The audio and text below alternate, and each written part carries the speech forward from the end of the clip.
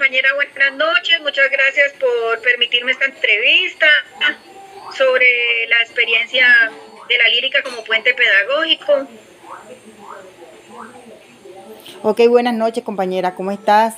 No, yo encantada de contestar las preguntas que se sean de utilidad. Claro que sí. Bueno, para poner en contexto, la compañera después del COVID-19 en el lugar... cuéntanos tú un poco así, ponnos en contexto acerca de tu experiencia a modo general. Bueno, amor, en el 2022, después del COVID, que cuando ya ingresamos nuevamente a clase, pues había muchos estudiantes con rezago en cuanto a la lectura, lectura en voz alta, lectura silenciosa. Y dentro de todo esto, pues implementé como estrategia pedagógica para mejorar esos vacíos que se encontraban. Utilicé la lírica, la lírica, la poesía, todo lo que es género lírico para mejorar esos niveles de lectura. Entonces, pues empezamos trabajando con poesía, con cuentos, lectura de poesía, lectura de cuentos, y fue una estrategia que creo que nos dio unos resultados buenos. Mejoró algunos aspectos como la lectura silábica, como la expresión oral. Perfecto, muchísimas gracias. Entonces yo lo que quiero es hacerte una entrevista de unas cuantas preguntas que consideré clave.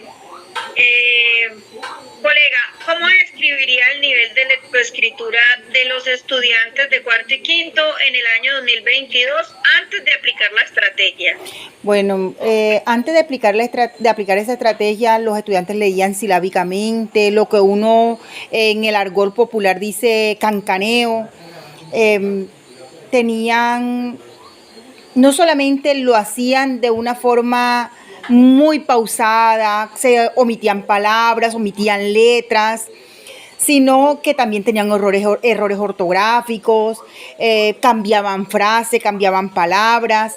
Entonces, no se sentían cómodos haciendo lectura en voz alta.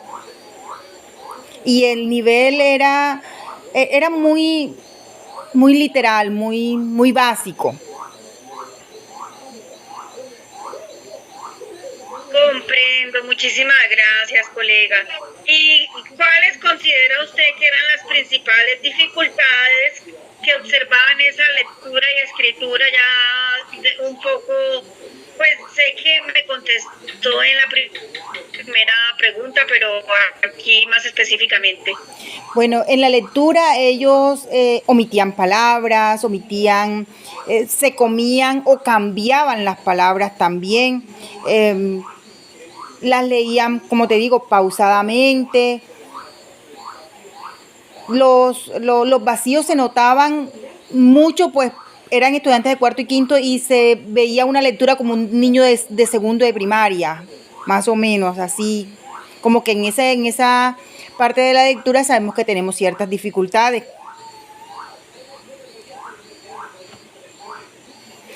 También teníamos... Claro que sí, claro que sí.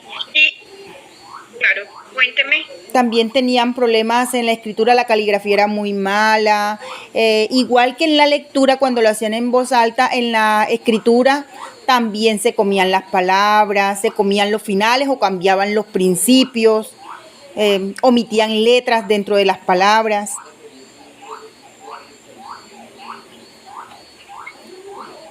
Así es. ¿Qué factores considera que incidían más en estas dificultades?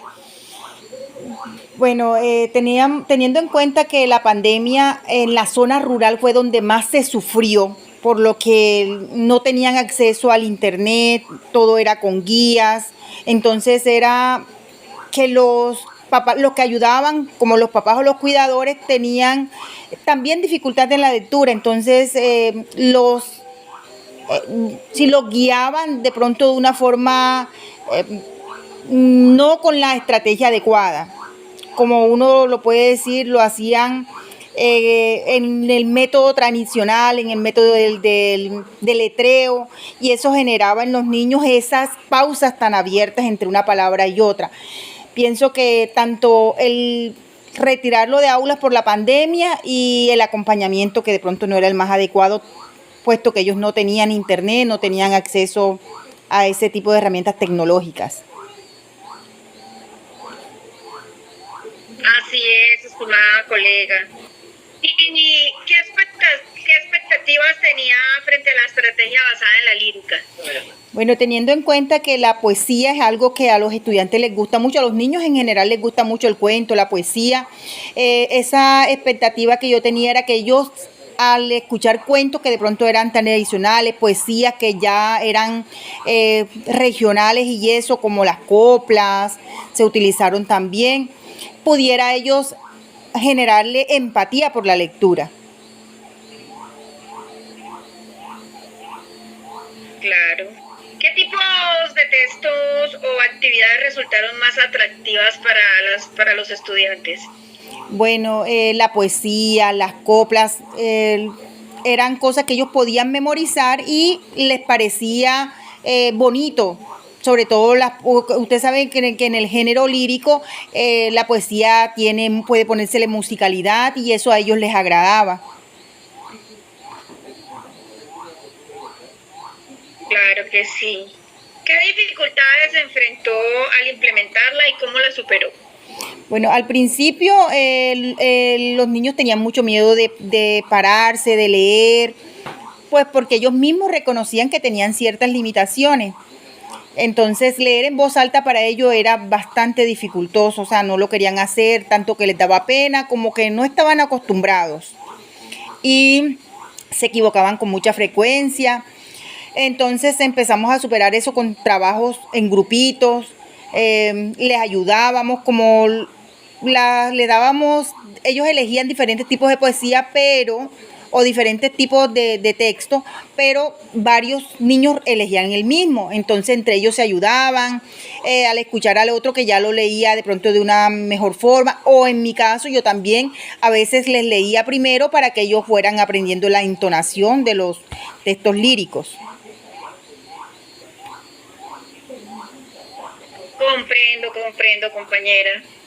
¿Qué cambios notó en los estudiantes durante el desarrollo de la experiencia? Bueno, que ya después de que teníamos ya varias semanas de estar, ¿cómo podríamos decir?, degustando los textos líricos, las coplas, las poesías, ya ellos leían con más fluidez, ya lo hacían con más tranquilidad, tenían menos recelo a la hora de salir. Y pues ya en algunas ocasiones se notaba que ellos querían hacerlo por iniciativa propia.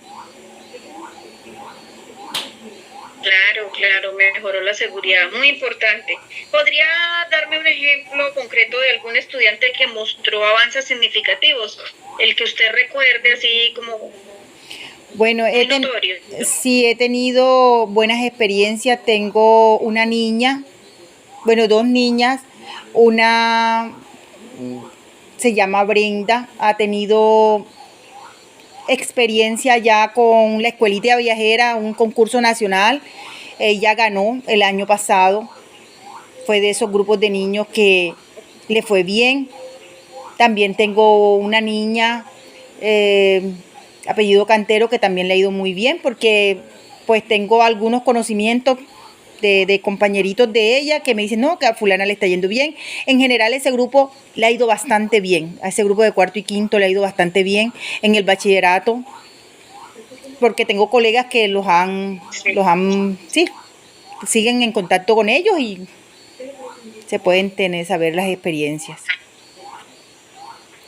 Muy interesante, mi profe. ¿En qué medida considera que se mejoró la motivación hacia la lectura y la escritura?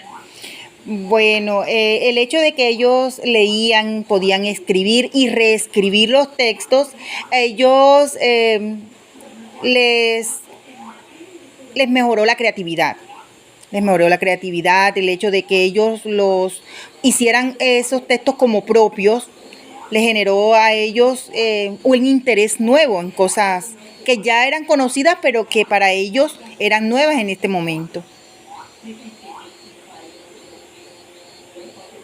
Ok, ¿qué impacto cree que tuvo esta experiencia cuando los estudiantes pasaron a secundaria? El amor por la lectura. Creo que eso fue lo que más generó en los niños, fue el amor por la lectura, puesto que ya ellos lo hacían de una forma bonita, y cuando los escuchaban tanto los papás en los eventos culturales, decían, esos niños leen bonito, y cuando a uno le dicen que uno hace algo bueno, pues uno sigue por ese camino. Sí, el reconocimiento, el estímulo a que lo mejoren cada día, claro. Sí. ¿Qué aspectos de la estrategia considera que deberían mantenerse o replicarse en otros contextos? Bueno, definitivamente el uso de los textos, en este caso, de los textos como las coplas, que son regionales, que son, sí, como de nuestro contexto. Ok, súper. Y por último, mi querida profesora, ¿qué recomendaciones haría para fortalecer este tipo de iniciativas en el futuro? Involucrar a la familia, sobre todo.